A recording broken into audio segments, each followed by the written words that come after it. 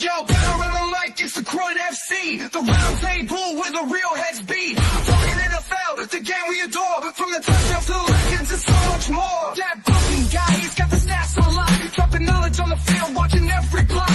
Back and bleeding green, cheering loud and proud. In the sea of cheese, as he's standing out the crowd. I can't hear Andy with the looks and the smarts, breaking down the plays and he does it with heart. Then they're stout, solid like the line. His takes are heavy, his vision's divine. Week by week, we break the game down. From every big play to every new crown. Offense, defense, we cover it all. From the springtime drafts to the winner's last call. It's not just a podcast, it's a fan's lifeline. Connecting every moment from the vines to the side. Good morning. Week 5, NFL season 2025. Gentlemen, how we doing? Yay. It's the bye, yo.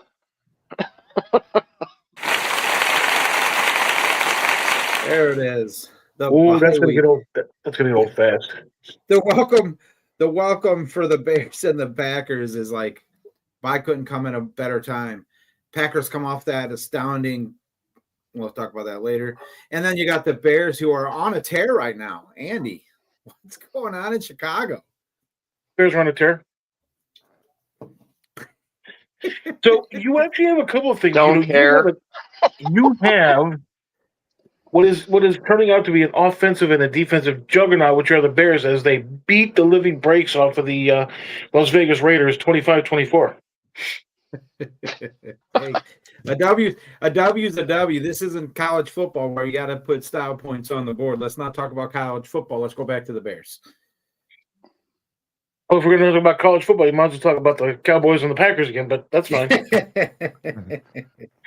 No, the Bears actually have some good news, bad news. Good news is that the bye week, absolutely, because of the bad news. Bad news is that, they are starting to get kind of banged up a little bit, and of course you're looking at Grady Jarrett. He's got a knee issue. Darnell Wright, elbow. Jonah Jackson, all missing time for practice.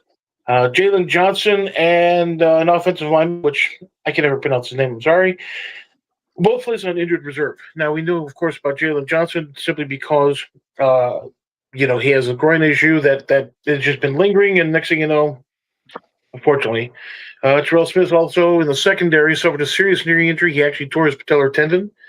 And rookie cornerback Zy Frazier is out for the season due to personal issues. So that's just kind of the nuts and bolts of it, so to speak. So you also have some lingering injuries that the Bears, hopefully they can actually kind of sort of heal up a little bit because you have some key players. Linebacker T.J. Edwards, of course, he's missed some practice and he came back for practice, blah, blah, blah. But, the bye week is actually 100% good for him because this is actually one of those times he can actually heal up. So, and, the way that the Bears offense is playing, of course, an absolute and utter juggernaut. They need to be able to kind of sort of sit back for that week and kind of just, moment of zen so they can come back with, another 30-point or 25-point performance. So yep. Question? How'd you feel about your offensive play this week? I mean, you have a lot that you can build on with that game. Oakland's not any means, but neither is Las Vegas. Yeah, that's what I meant. You know what I meant. Sure. Old school. I'm an old man, Andy. I'm an old man. Well, that is true, but you got like the St. Petersburg, Buccaneers down the way. So it's kind of interesting because they were doing some of the things that we had talked about last week. You're getting the ball to Colson and a few of the older ones, the other tight ends that you're starting to kind of expand the field out a little bit. But then unfortunately, your running game is in the garbage right now. You were hoping for, I was hoping for between 80 and roughly 90 yards rushing the ball. And unfortunately, I think they had, what did the running back have? Swift, I think, had maybe 40 yards or something like that. It was utterly abysmal. So their offense in and of itself, you're starting to, get the ball down the field to a point, but then you're also stalling, your first and second downs when you're actually running the ball and you're getting, 1, 2, 3, or even negative yards is actually putting you behind the sticks, which is unfortunate because if they don't get that big play on third down, you're kicking the ball. And so if you got to eliminate your three and down, your three and outs, which unfortunately the Bears have quite a few of those throughout the course of the game. And so if you can actually cut that even by 5%, 10%, you'd probably be doing a little bit better than you certainly would. So instead of 25 points, you'd be looking at 27, 28 points, possibly even up to 30 points. But that would also include defense and possibly even special teams, scoring for you. So, but it's just kind of one of those things. The bye week again comes in the perfect time. Heal up some injuries, get some more coaching in. Get Caleb Williams a little bit more consistent with his receivers, and with any luck, the next game that they play, offensive and defensive juggernaut. Watching that game, I watched the synopsis of that game, basically the unedited or the edited out where you have your time in between plays out of the equation, right? So you can watch the whole game in like hour and 10 minutes. Caleb Williams, I don't think is pushing the ball as much as he was in the past, but I think he's almost not pushing it enough now. Does that make sense at all? I think he's taken that element out of his game, and he's got a live arm. I mean, he can throw the ball. DJ Moore looks like he's trying to work into that offense. He'll get a hit look here or there, but he's not overly involved as much as I think he should be personally. I mean, what is your take on that? Do you think they're taking that away from Caleb, like telling him he can't push the ball downfield, or is it just something he's growing into? I think it's a little bit of both. I think so there's a couple of things. Now, I think you can clearly see that Rome Odunze is actually becoming his personal number one receiver, along with some of the tight ends. You also have DJ Moore, of course, who can push that ball, and he unlike that guy in Tampa, once he actually catches the ball, he's got himself some yak. So the problem is, I think Caleb Williams is getting to the point where he's getting ingrained so much into him that give what the defense gives you. So make sure you're doing at least 2, possibly 3 reads down the field. It's one of those things where I think he's trying to be overly cautious because it's kind of being drilled into him by the coaches. And that's fine. I understand that to a point. You want to be able to protect the ball, move it downfield consistently, and at least set yourself up for a field goal. But you're right in the fact that I don't think that they're necessarily pushing the ball as much as they could or should. So you get one-on-one situations and stuff like that, especially with your DJ Moores and your Odunzes, and you can actually push that 25, 30 yards down the field in one pass. Yeah, I just think it's reflecting in your run game that they're not pushing it down the field. So your run game, you're getting more people in the box. You're seeing more people close to the line of scrimmage, which is hurting your run game. There's got to be some sort of happy medium. If the Bears can figure that out, like I said, they can be a contender in the NFC North. This division's still wide open. You got teams like Green Bay tying. Right. Exactly. With a less than mediocre team. So that should tell you just how the rest of the league, the NFC North is, especially on that side. If you want to push over to Green Bay real quick before we go to Minnesota, you can actually talk about some of the injury issues that Minnesota's having, for example. Brian, what do you? So that was supposed to be a segue. I was going to say we total miss there. Total miss, total biff. Yeah, that's all right. In Green Bay, man, it figures in Green Bay missing it. Yeah. Okay. Anyways, so a disappointing, I guess, in my opinion, results of that game last week against Dallas, and obviously me and Stout will talk about that a little later. But let's just going into the bye. Just to kind of sum up what the Packers season has been so far. I mean, obviously when they acquired Micah Parsons, that was kind of like the big jolt that the team needed. And what has gone on defensively in those first 4 games, you're seeing the defensive line play a lot better. I mean, Parsons has 2.5 sacks, but he's making everybody else better. Rashawn Gary's got 4.5 sacks, which is like, I think, second in the league right now. The defensive line's playing really well. And then, obviously trading away Kenny Clark, everyone's going, well, your run defense just took even more of a hit. The run defense is actually only allowing 77.5 yards per game through the first 4 weeks, which is tied. I believe it's tied for second in the league. So defensively, they're getting better. on the line. But now the problem exists in the secondary, which was the strength last year with all the takeaways and interceptions. Dak Prescott torched us last week, and that's a big concern. So hopefully in the bye week they can get that tightened up, because the first 2 weeks they looked like the best defense in the league. These last 2 weeks they kind of haven't. I think Jordan Love's playing pretty good. Yes, has he made a couple of key mistakes this year? Yes, but biggest thing is passer ratings up. He's making smart choices. If his offensive line played a lot better, which I'm going to get to that in a second, like his offensive line and starters only started 1 week, which was the first game against Detroit, and he wasn't sacked. And so now the last 3 weeks, you have the injuries on the line. He's getting rushed out of the pocket more. He's making good choices. It's just that offensive line is banged up. And that's the biggest key in this bye week, is to get that offensive line back healthy. The only one I'm concerned about is Tom, the right tackle, with the oblique injury. And he was already playing hurt week 2, came out, and then week 3, right at the beginning of the Browns game, you could see he re-aggravated it, and it might have been much worse.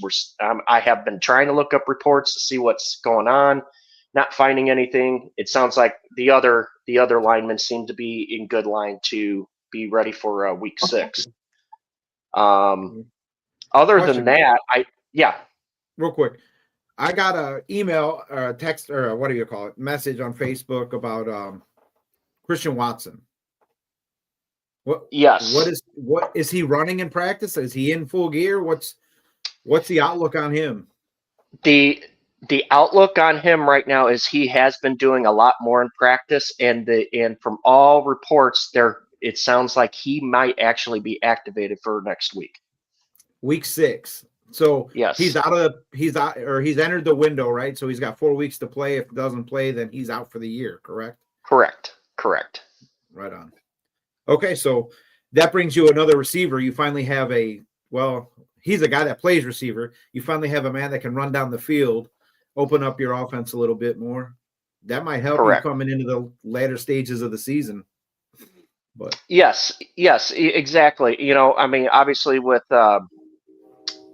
Jalen Reed out, with the collarbone,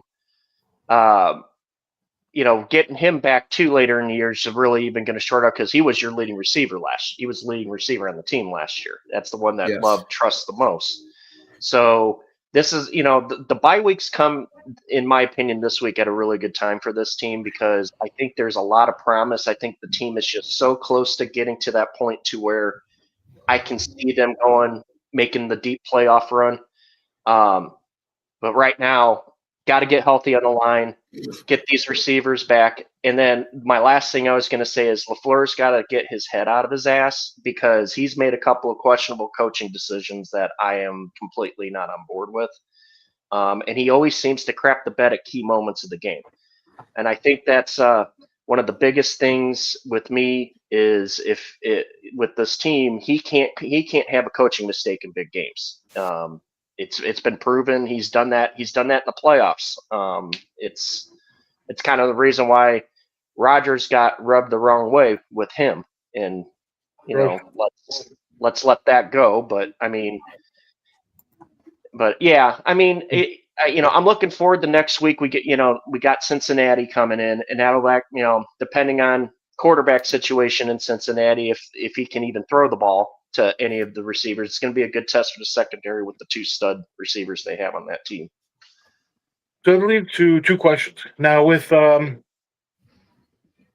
your buddy Christian Watson actually coming back, is that going to be able to affect the running game in any way, shape, or form? Are they going to be able to actually have a running game? Well, the good thing, the thing that's a good question. The running game honestly hasn't been that great this year up until the second half of the Dallas game. Jacobs has just been on the slow start, which is kind of odd for him, because he's usually right out the get-go. He's been good. I think it can help the running game more. But I think with LaFleur's offensive philosophies, he likes to establish the run game first before he starts running the the pass plays and stuff like that. He likes to scheme things good, but it only works if his run game is actually doing something. It takes pressure off the quarterback. They don't have to make the 3rd and 9s, 3rd and 8s, or whatever to try and get the first down. Now, with that being said, will it help with speed and getting, going downfield, making big plays? Absolutely.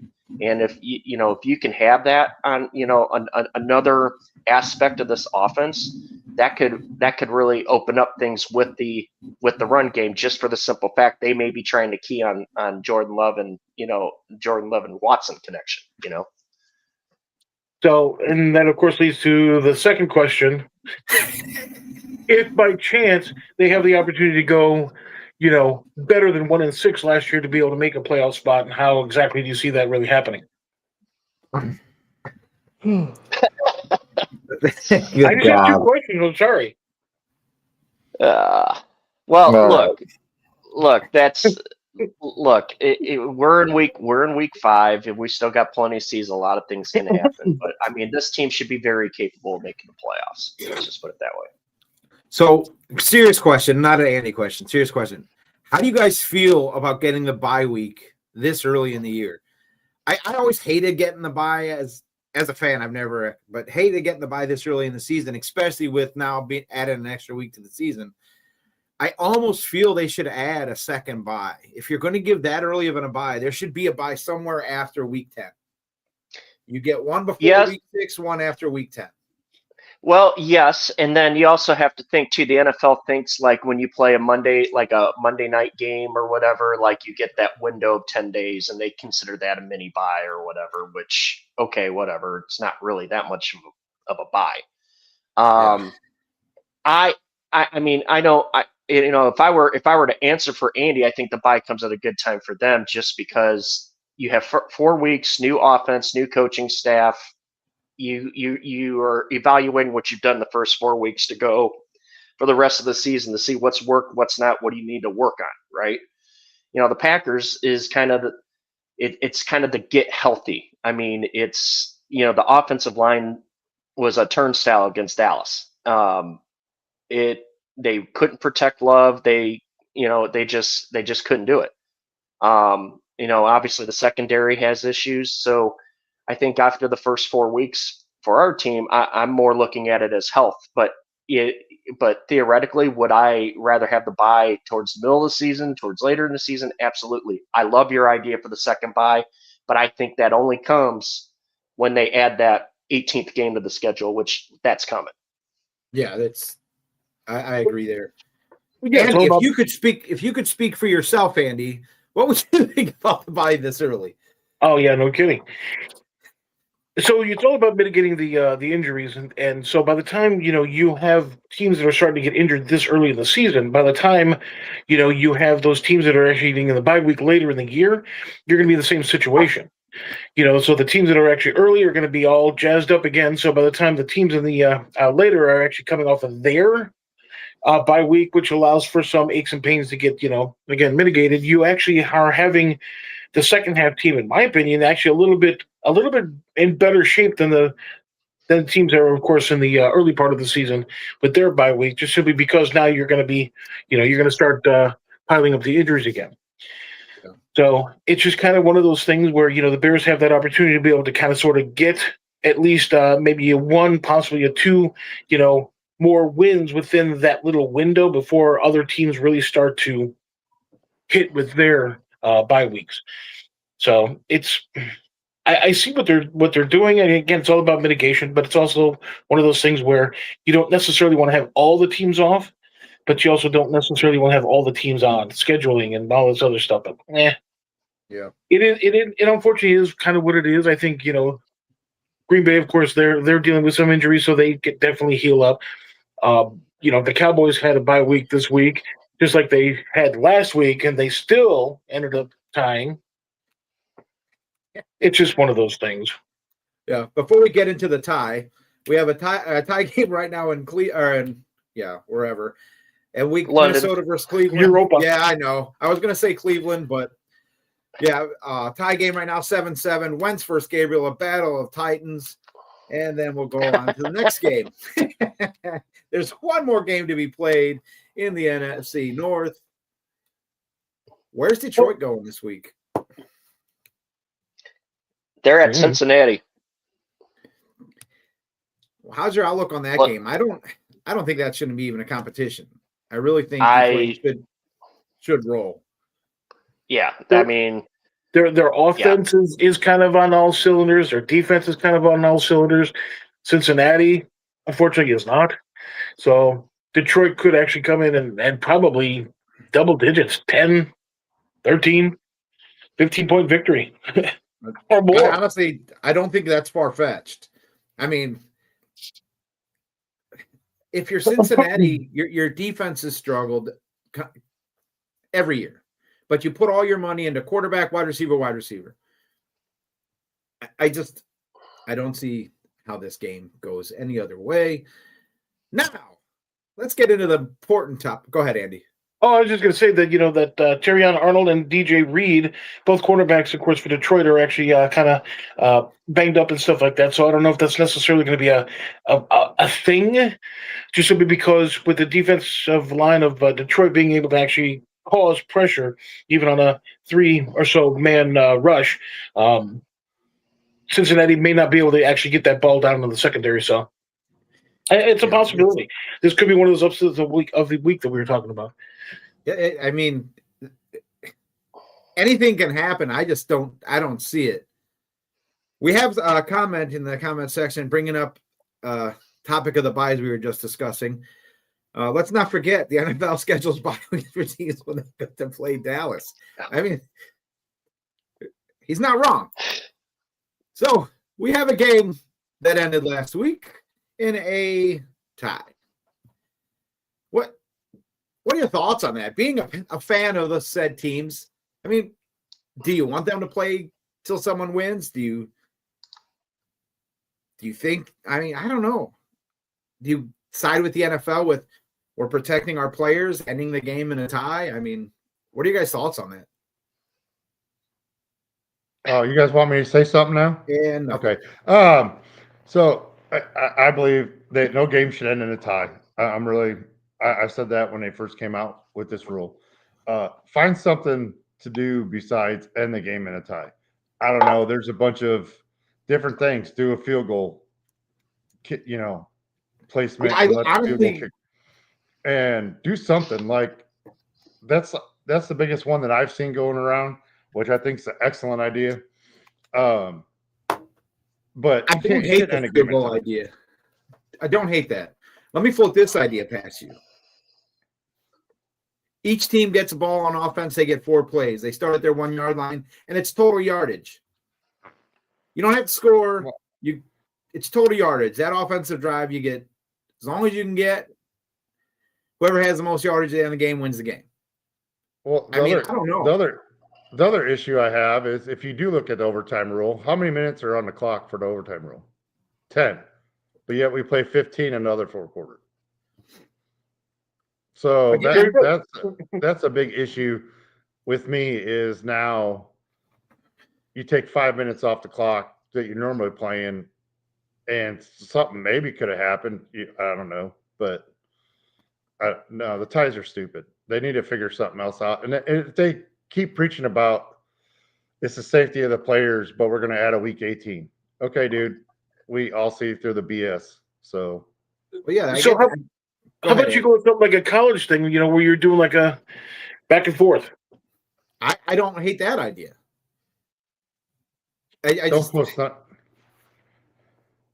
Go ahead, Mike. No, I was going to make a comment on that comment that got brought up. Don't listen to him. You don't know what he's talking about. All right. But anyway. You can do field goals, one hash, the other hash, going 5 back, 5 back, 5 back. And, you get the field goals is you're putting everything into a place kicker. So what? You shouldn't have tied him. Yeah. True. They don't even practice. I mean, okay. They're place kicking, but they're not out practicing. I like the rule, but that's because I got the super kicker, so I'm all right with it. I don't know. I have my team's got the kicker with the longest field goal outdoors. So But Good Lord. My kicker's got the best one on a Tuesday with his left foot while holding a pencil. But seriously, I mean, it I mean, can't come end on. in the tie. They've got to do something about that. That or they No, got to go with the NHL scoring process where you get 2 points for a win, 1 point for a tie. There's got to be a way to make that tie worth something. So let me ask you guys a question. Say if there was like a touchback, where's the ball placed at? On a kickoff or on a punt? I know On a you're kickoff. On a kickoff. On a 35. kickoff. 35. 35? Yeah. Okay. My idea is this: no time on the clock. You only go by, the play clock. Obviously, you got to get the play in, whatever. You start at 35. You can't punt. You don't. So if you lose, if you go 4 plays and out, other team gets the ball where you're at. Boom. Game over. Either. Boom goes the dynamite. I just think they gotta figure something else, figure it out to where we can't have a tie. Everybody doesn't win. This is not. I hate it. I hate ties. I hate it. No, I do too. Mike, unlike the rest of the guys on the show, we actually have games to talk about. yeah. Let's go. Well, Let's go with you. What do you got going on? well, before we get started, I got to fix Brian brought up a stat about Micah Parsons having 2.5 sacks. He only has 1.5. Last week was a gimme just so the news could talk about it. That was okay. that was bull crap. So let's just put it that way. But I went back to work, got up on Monday morning, and there it was. Glory hole. I think we talk about Michael Parsons stats anyway. So we'll get to the game that I don't know. Nobody really cares about, I guess. No. Because you guys apparently don't. But we got the. Which one do you want me to start with? Because I didn't do my homework, so I'm just winging it. What? You said you did. We'll just start with the Broncos and the Eagles. Denver's. I don't know. The Eagles are 4-0 coming in. It looks like the injury report for the Eagles is the same as it has been. They really don't have anybody injured, which, Dean's out. Well, he's been out. Yeah. So we've discussed that already, and I try to bring up newer stuff every week. But for the most part, the Eagles are healthy. With this game, I picked the Eagles to win, playing the Broncos.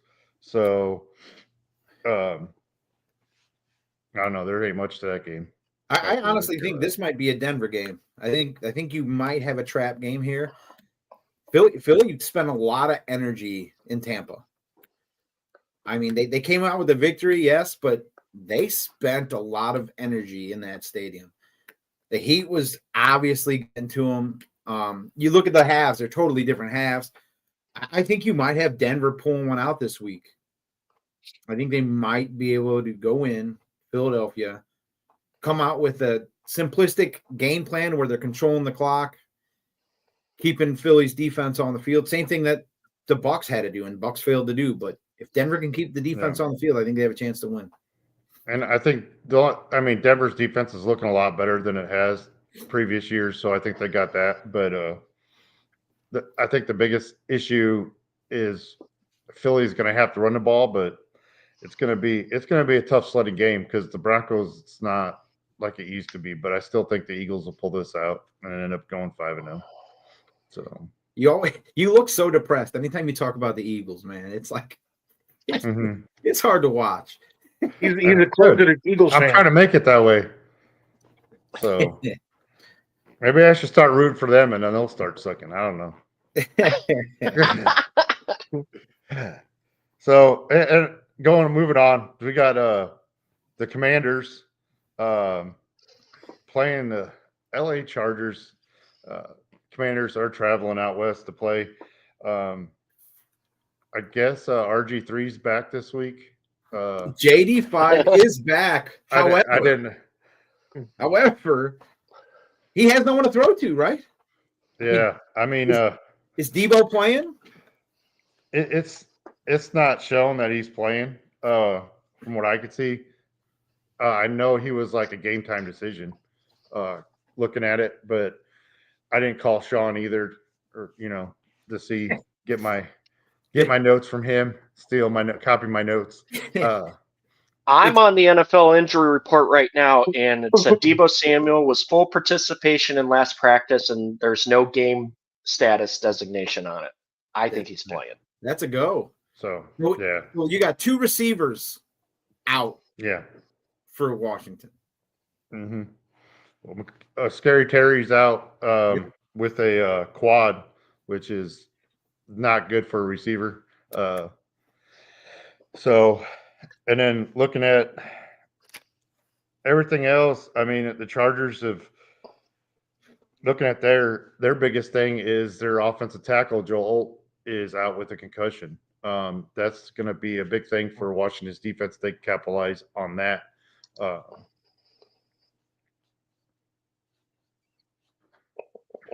Jesus. I got him. Anyway, I gotta stop teaching her stuff. Oh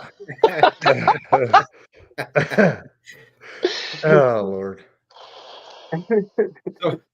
I'm done. All right. Anyway, I win. Anyways, no, I think she wins there, Brian. Again. With JD5 coming back, he's going to be wearing a knee brace. That's going to hamper his ability to affect the game with his legs. And now he has no receivers to throw to. And he's playing in LA. What? I think there's going to be a lot of Zach Ertz today.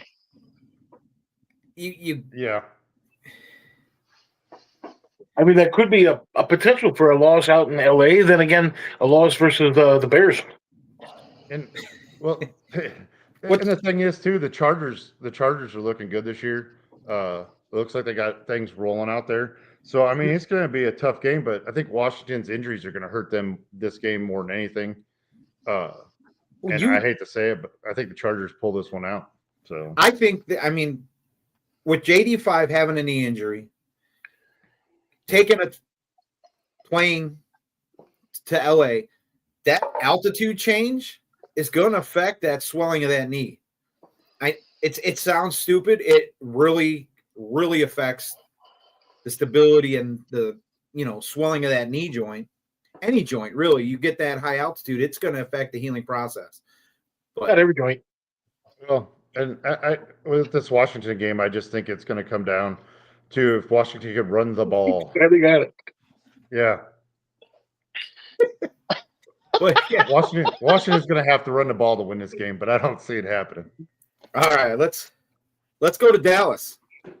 Since you bored us for 10 minutes. That's a good question. I sat there for 20 and listened to these two yo-yos talk about something nobody cares about. The Dallas Cowboys head into what's the name of that stadium up in New Jersey? New Jersey. MetLife. New Jersey Jets. It's I mean that. So while we're going, that place sucks. Let's just put it that way. That place is terrible. I'll bring a stat up that we brought up about that stadium that I've always said that stadium. The NFLPA has to do something about that stadium. Since 2020, there's been a notable of 8 injuries at that stadium because of that stadium. It's been brought up about that stadium and that field turf that there's something wrong with it. And now I know we're talking the Cowboys, but with the Giants losing Malik Neighbors last week, somebody's got to do something about that stadium. Anyways. It was like 8 notable injuries, notable injuries. That's key players. Yeah. You go back to 20. You got to do something. Yeah. I think the problem, the actual problem is how did they do it at SoFi to where nobody's getting hurt there, being 2 teams play at that stadium? And why can't they do the same thing in New York or New Jersey, where they have 2 teams playing in that stadium, they're obviously switching out field surfaces because of the fact they've got to get the end zones right and stuff like that. So there's obviously something going on, and I don't think it was thought out properly. Maybe they need to figure out what they're doing in LA, because you're not hearing the injury bug in LA with That's what they need to do. They need to go to grass. This recycled turf is not good. Well, I mean, that's a big argument about the turf and grass, but it's also, you can go back and look at, I know the injuries and stuff, but there's something wrong with that field there compared to everybody else's field. So, I mean, if you look back, like I was, talking, like Nick Bosa got hurt in 2020, just for that year. Joe Peppers got hurt in 2021. 2022, they had that year they had 3 injuries there on that field. 2023, they had Aaron Rodgers got hurt. I don't know if that's notable, but that they got him there. And then this year they got Malik Neighbors. So, yeah, I mean, and I know everybody, the argument is, should they go back to grass? And I also think a lot of it has to do with the way these guys are moving, certain way. I mean, we could go back and look. There's a certain guy that was one of the best running backs in the league that played on AstroTurf and made everybody look stupid, and he never hurt himself. So I think it's a little bit of a combination of both, but that field there is pulling up more injuries than anywhere else. So there's something up with that field. Well, the good news for Dallas fans, go ahead. All right. The good news for Dallas fans is they don't have to worry about CeeDee Lamb getting injured this week. Yeah. Yeah, we don't have to worry about that. But we do have to worry about that we're playing what the Green Bay Packers are doing and musical chairs offensive lineman, because Tyler Gooten is now out with a concussion. That's new. And our safety, Malik Hooker, is out with a toe injury. So that's new. So now we're going to have 2 starting offensive linemen and 3 backups in this week against the Jets. It's against the Jets, though. It's against the Jets. But again, I think the way Dallas is playing, looking this year, we're back in the, like I said earlier, the Tony Romo era, where our offense is top ranked and our defense is at the bottom. I blame Andy for giving us that defensive coordinator. I said it in the beginning of the year. I think the Jets are going to put up a bunch of points and yards this week because our defense coordinator is an idiot. I would say you're welcome, because we also gave them our quarterback. But so how is your defense going to be able to, again, the offensive juggernaut, which is Justin Fields, you can't even control him. You can only hope to contain him. How are you going to do that? Yeah, it's not. If he runs, we're in trouble. Let's just put it that way. And I think defensively, if we keep playing zone like we are, we're just going to get tore up. And that's what it's just coming down to. Until he starts making bigger changes and knowing what to do, this defense is going to give up how many points. In all seriousness, I'm being serious. Your team being as depleted as it is should still go in to New York, New Jersey, and win by at least 3.5. New York gave the Bucs all they could handle. I agree. I know. I saw it. I watched it. But it's not the Giants. It's the Jets. You're playing the Jets. You can handle this. Oh, yeah, we can. But what I'm just saying is the point is that this should be a game we walk in and win by at least a touchdown. And I don't see it happen. And I think, now we're putting everything into Dak's hands. I mean, you saw what he do last week against Green Bay, and I know we came up with the tie, but at the same point, like, why isn't our defense making a stop? And why are we in cover zone? And well, the good news is when you're playing a running quarterback, you want to be in zone defense. Yeah, but you have to be. Again,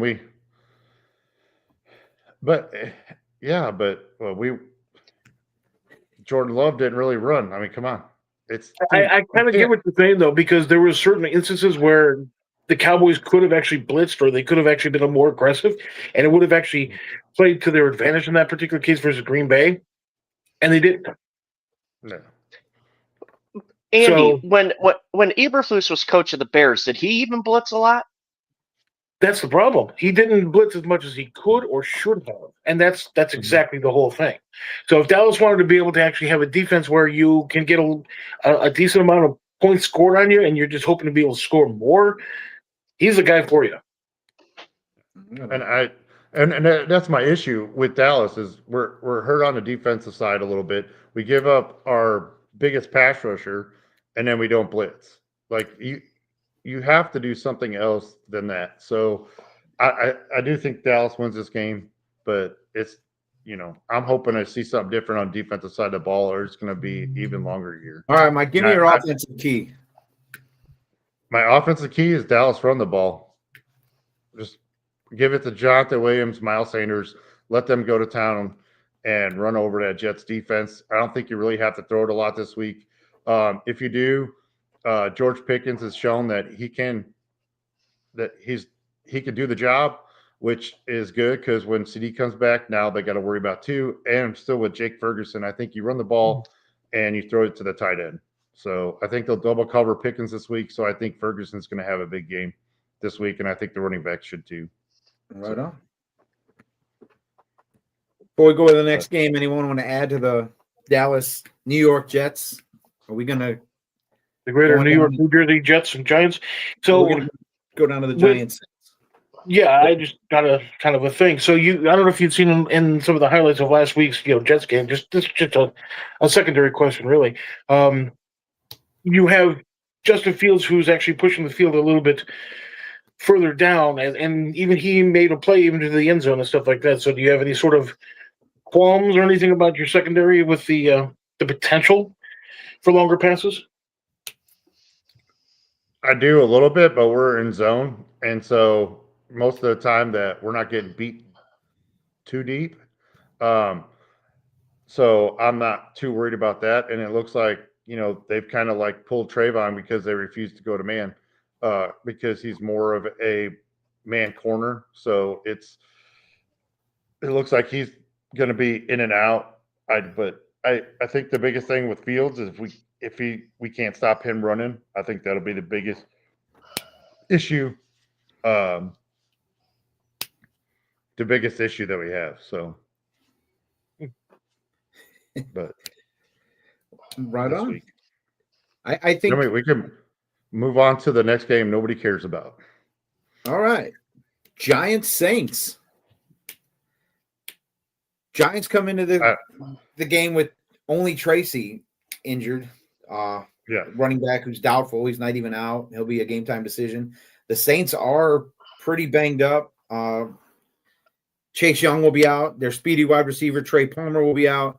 Their corner, can't even say that last name, Yadom is out. And their center, Ruiz, has a shoulder injury that's out. The problem with the Saints is they have no real identity, and their quarterback is just there. I mean, you're not hearing any confidence in either one of them. Spencer Rattler is like 0-9 as a starter. Someone's got to win this game. Do you guys think the Saints actually pull out a victory, go on the right side of the board this week, or is it another week of waiting their turn?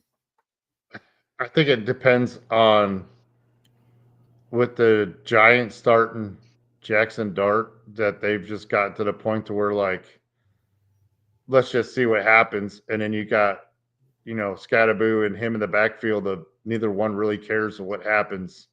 I think that's a weird combination to have with a team to go down and, they're going to New Orleans to play. And that's kind of a scary to have that. Like, they just don't care.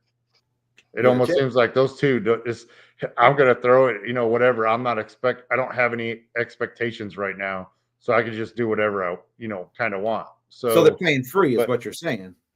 Yeah. I mean, Jackson Dart comes in and he gives that team energy. Yeah.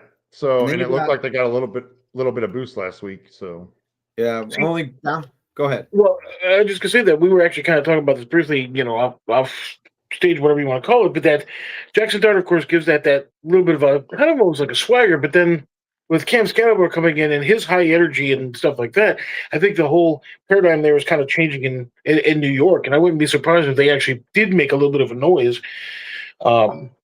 maybe even throughout the course of this year, let alone, maybe even next year. So if you actually get yourself a receiver, or at least a good receiver, and a couple of tight ends, Giants might have a thing. Are they going to beat the Saints today? Probably. Yeah. So, but you're going to have to deal with them in the future, I bet. Malik Neighbors being out really puts a hamper on their offensive firepower, but you're going against a team that has no firepower either. It's going to be one of those. It's either going to be a very high-scoring game where there's no defense being played, or it's going to be one of those games that end in like a 2-0 victory. It's not. I don't know how to gauge this game. I really don't. Why not both? Could be a 30-30 tie. See what he did there? Did you guys get that? Yeah, we got it. They probably did. A lot of things go over their heads. Not too sharp up there. The Panthers host the Dolphins this week. Dolphins again, another terrible injury. Yeah, I mean, I just don't know. Do they have enough to beat the Panthers? Probably. Does Carolina have enough firepower to go into or to tear into that defense? Probably not. I think you got another game right here that's going to be a fairly one-sided victory. That's just my opinion. I got Miami winning 10. You guys got this going any other way? No. Nada. All right. This is kind of like one of the I don't care games. Let's get to the game that matters, shall we? I mean, we've been waiting for it the whole show. Let's get into the Tampa Bay Buccaneers heading.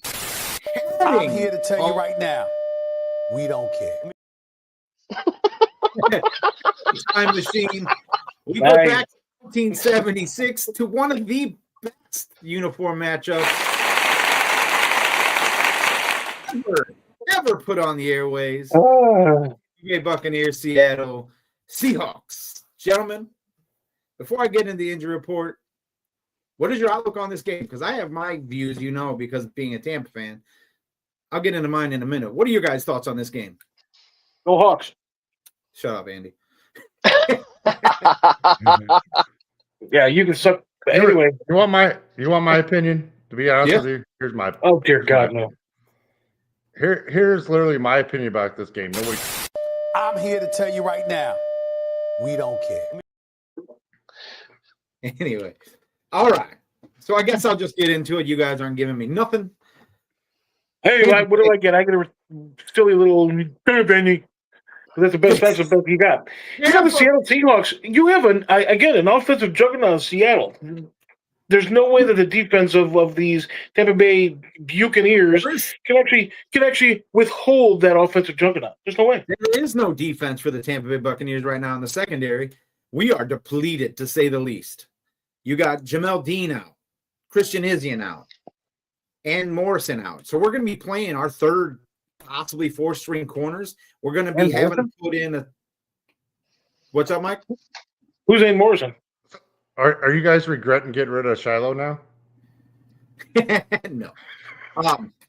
Yeah, it's just the Bucs are injured. You got Mike Evans out. Bucky Irving. Mike, I'm sorry. Did you pick somebody up in fantasy? Because he's out this week. Seattle's not exactly healthy either, though. They're coming in without Jones, Lawrence, Love, and Witherspoon. Witherspoon being out might give the Bucs a shot at passing the ball a little more, getting the ball pushed outside the edge. Seattle is an opportunistic defense. They 7 turnovers, I think, in already this season, 7 interceptions. They also lead the league in sacks. They are also a place where the Tampa Bay Buccaneers haven't won since 2009. How do the Bucs win this game? How is that a possibility? They don't. All I know is I got to go back to this other comment. There we go. Thanks, Mike. It's true. I mean, Mike, you're the death nail. It is what it is. I'll give you my keys to a Buccaneers victory since you guys have so heavily participated in this. I think Baker needs to be 100% A game. He can't be slinging the ball, trying to make plays, trying to push the ball down the field when it's not there. He has to take what's given to him. And he does. He is going to need to scramble. He is going to need to make those Baker Mayfield plays. Baker is on track. I mean, he's on track to be in the MVP consideration for this season. If you think I'm wrong, look at the numbers. If Baker Mayfield can push the ball to Mbuka, if he can get Chris Godwin involved early, if the Bucs can come out the gate and score early, they can take the fans out of the game. The 12th man is not what it used to be, but it's still a hard place to win. They're going to need Rachaad White to come up big. He's going to have to hit the ball or hit the ground running. He's got to hit the holes when they're there, and he needs to go downfield. We can't be going back to old Rachaad White where he's dancing in the backfield, trying to find a hole, playing Le'Veon Bell style of football. If Rachaad White can break 60, 70 yards on the ground, Bucs have a shot at winning this game. If they can keep the clock, keep time of possession, flip the field when they need to, if their special teams can keep people from blocking a fucking kick, I edited myself, if the special teams can keep themselves from getting a kick blocked, you might have a chance at winning this game. Field position is going to matter. Offensive time of possession is going to matter. And I say it every year. I say it all the time. The wheel continues to roll due to flawless design. You have to run the ball. Period. What you just said carries just about every single trope in the history of tropes, honestly. You didn't give me anything that the Buccaneers are going to be able to actually do that would actually get them to win that game because they, in my opinion, do not have that chance. You have that 12th man. So you have, when you're trying to get the ball to the quarterback's hand, and next thing you know, you have these incredible 120 decibels coming blaring at you. You're not going to be able to hear anything. You're going to be looking at false starts. You're going to be looking at everything from, people being out of position to, you name it. Even coaching, the plays coming in and stuff like that are going to be affected, wildly affected. I have the feeling that Baker trying to do Baker things, which is going to be kind of like getting the ball downfield, he needs to be able to actually 100% give what the defense gives him. You're looking at short runs. You're looking at mid throws to tight ends and running backs. You're looking at things that, will allow for that defense to stay on the field. But with that being said, I think if he tries to run too much, he might end up getting himself banged up where he's going to have to come out of that ballgame. Yeah, I'm not disagreeing with you there. So with the offensive line that Tampa Bay currently has right now, I don't necessarily see that being a possibility for them to be able to actually pull out anything major. You might be able to get a turnover or two, possibly. Your defensive line is still your defensive line, and if Seattle actually is starting to, again, like you said, run downhill, Seattle's going to make a very, very long game for Tampa Bay. I was just going to say, I looked at kind of just some analytical stuff. I mean, I didn't realize Seattle's defense is playing so darn well. They're phenomenal right now. And especially against the run.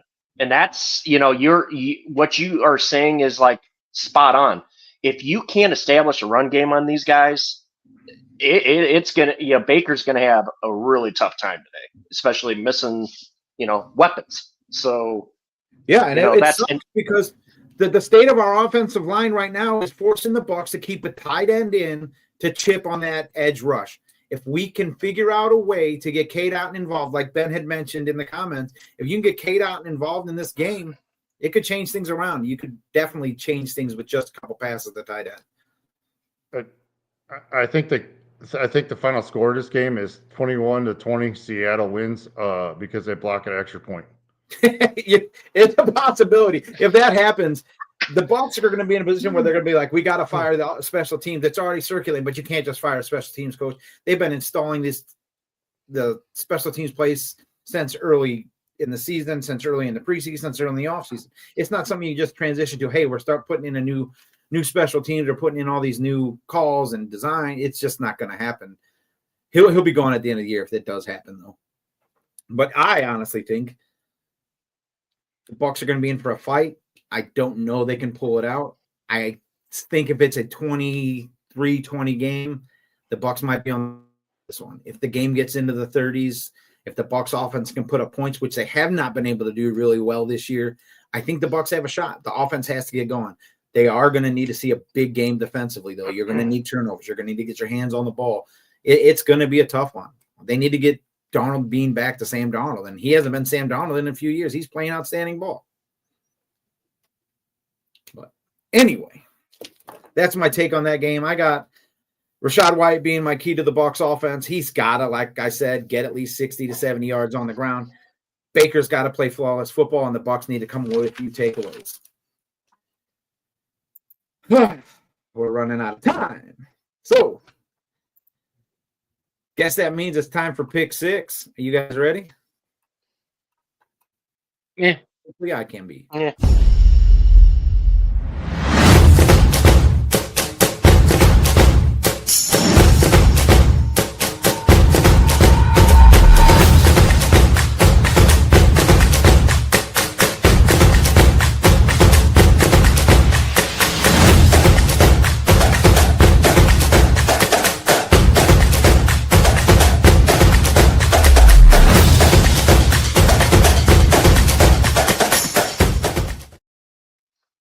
Hey, look at that. All right, we changed it up a bit. Thank you, Brian. I want to get through these pretty quick because we still got to go into the whole Rams going for it instead of taking the tie. So, who you got, Brian? All right, pick six. Be quick. Bills 6, Lions 5. I already lost with the Rams. That was 4. Eagles 3, Vikings 2, and that might come to bite me in the butt since Wentz just went out with an injury. And Cardinals 1. Stout, who you got? I got the Chiefs at 6, Dallas at 5. I got Detroit at 4. I switched my pick from the Rams at 3, the Bills at 2, No, and the Ravens at 1. copy that. I've got Detroit at 6, Bills at 5, Philly at 4, the Rams at 3, the Chargers at 2, and the Bucs at 1. Andy, you got them in early this week, so let's get them. Number 6 is the Chefs. 5 is Lions. 4 is Bills. 3 is the Eagles. I got the Seahawks over the Tampa Bay Bucks, and actually I got the Bears. All right, we need one for the bye. So That would be the Bears. all right then. Okay, so Brian, do you have some best bets for us today, or are we going to skip that and go right into this topic I want to hit on? You know what? I don't have any really solid bets. Let's just get into your topic. All right. San Francisco, LA. Game was back and forth the whole time. We have the Rams driving in field goal position to push it to a tie. Sean McVay decides, tie suck. I'm going for the win. Did he make the decision? Do you guys think they should have Yes. just played for the tie? What are your thoughts on this? Because I think the rules of the NFL forced him to go for that win. Well, Yeah. I can say the same thing about the Packers. They should have tried to go for the win against Dallas, and But should they just did that. That's a LaFleur thing. He just let time go, waste down, and then we just played for the tie. But I mean, should it go the other way? Do you go for the win there? I mean, are you happy your team didn't lose? What do you do in that situation? This is why I think they should eliminate the tie. But again, two things. I think Jordan Love actually kind of wasted a little bit too much time, even throwing it in the end zone, and I think that's probably why McVay actually or LaFleur, whatever that coach's name is, actually talked to him after the fact. But I personally appreciate the aggressiveness and the fact that you're going for that. Win or lose, you're showing your team the fact that you first off believe in them enough to be able to actually go for that victory. And if you actually are in the huddle, be like, what do you want to do? You want to go for it? You want to do the tie? 9 times out of 10, you're going to hear, let's go for it. And so I think he made the right call on that one, personally. I think every coach should be like that. Don't go for the tie. I mean, you should go for the win every single time, regardless of what happens, because a tie and a loss ain't going to help you at the end of the year. Either one's not going to help you. You have a better chance of getting a win than if you end up, okay, I'm going to tie, but it can hurt you later in the season as well as that The loss. tie can help you if you have, if you have the same amount of wins. If you go in against a team with the same amount of wins, they have one more loss than you do. You have that. I have to look that up. Whatever you want to call it. But yeah, the NFL needs to do something. Yeah, that needs to go away. I think he made the right call personally. I think you go for the win. You play to win the game. Mm-hmm. Anyway, we are currently out of time, gentlemen. Do you have closing thoughts for us? Oh, yeah. Oh, yeah, I got plenty. Those aren't thoughts, Mike. That's a headache, buddy. Take some time off. that It'll would- go away. Yeah, actually, I do have closing thoughts. Hopes and prayers for Mark Sanchez. Wow. Oh, jeez. There it is. It took a while. And he got his in there. I want to thank our wives and families for allowing us to come on here and be an idiot 1 hour every week. We'll be back next week, God willing. Have a good weekend. Peace.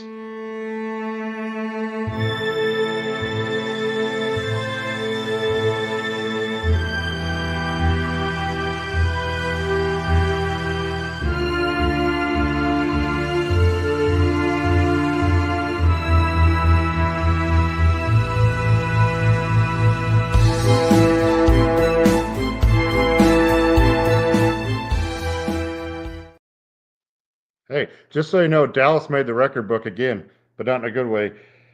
Any team at home scored 40-plus points. I'm here to tell you right now, we don't care.